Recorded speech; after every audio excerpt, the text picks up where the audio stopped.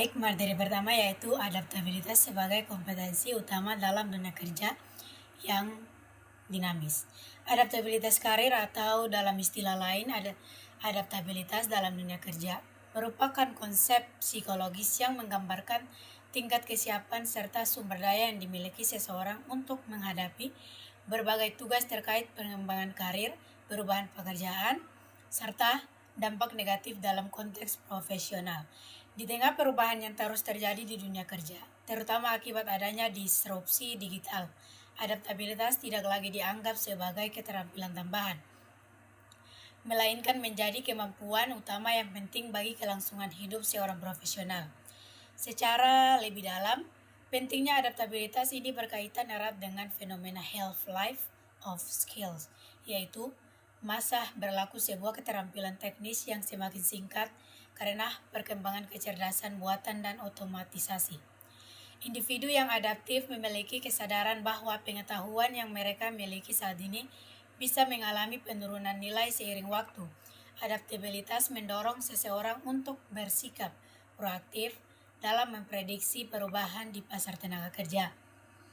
Sebelum perubahan tersebut benar-benar mengganggu posisi kerjanya, hal ini meliputi kemampuan berpikir kognitif yang fleksibel untuk beralih dari satu cara berpikir ke cara berpikir lainnya, serta kemampuan untuk bekerja sama dengan teknologi alih-alih merasa terancam olehnya. Dalam struktur organisasi yang semakin datar dan fleksibel, mereka yang mampu beradaptasi akan lebih mudah menghadapi peran-peran baru yang bersifat lintas fungsi yang sering kali membutuhkan penggabungan antara keterampilan teknis dengan soft skills yang kompleks.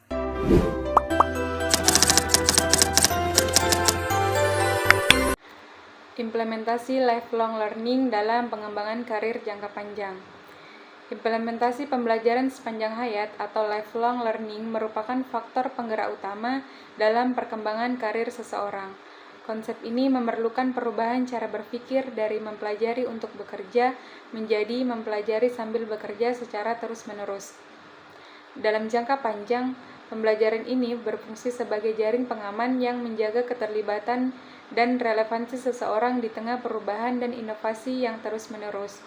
Untuk memastikan keberhasilan, implementasi pembelajaran ini harus dilakukan secara terstruktur agar tidak hanya menjadi hobi, melainkan sebagai investasi dalam modal manusia yang memiliki nilai tinggi. Secara teknis, implementasi pembelajaran sepanjang hayat diwujudkan melalui beberapa strategi kunci yang menekankan pada upskilling dan pembaruan kompetensi atau reskilling. Berikut langkah-langkah implementasinya. Yang pertama ada penerapan ekosistem belajar mandiri. Ekosistem belajar mandiri mendorong seseorang untuk secara aktif mengelola proses belajarnya sesuai dengan kebutuhan dan karir. Dengan memanfaatkan platform digital dan berbagai sumber belajar yang fleksibel, para pekerja dapat meningkatkan kemampuan mereka secara terus-menerus tanpa terlalu bergantung pada pelatihan formal.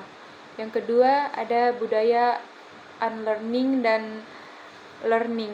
Budaya ini menekankan kemampuan individu untuk meninggalkan pengetahuan atau cara kerja yang sudah tidak relevan, serta menggantinya dengan keterampilan baru. Hal ini sangat penting dalam menjaga kemampuan adaptasi terhadap perubahan teknologi dan tuntutan pekerjaan yang terus berkembang. Yang ketiga ada kombinasi T-shaped skills. Jadi kombinasi ini menggabungkan keahlian yang dalam di satu bidang dengan pemahaman yang luas di bidang lainnya. Kombinasi ini berkontribusi pada fleksibilitas, kemampuan bekerja sama, serta kesiapan seseorang dalam menghadapi peran kerja yang semakin kompleks. Yang terakhir ada pemanfaatan mentoring dan jejaring sosial profesional. Mentoring dan jejaring sosial profesional berperan sebagai sarana pembelajaran yang praktis dengan cara berbagi pengalaman dan informasi. Kedua hal ini membantu memperluas wawasan, meningkatkan kompetensi, serta membuka peluang tumbuhnya karir secara jangka panjang.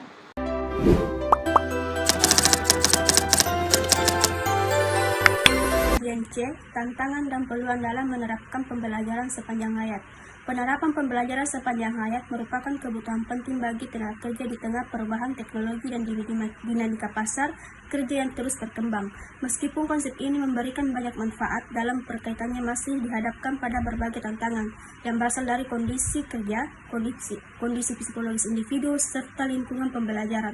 Namun, bila tantangan tersebut dikelola secara efektif, pembelajaran sepanjang hayat dapat memberikan peluang besar dalam meningkatkan kualitas sumber daya manusia serta memperpanjang masa karir secara berkelanjutan.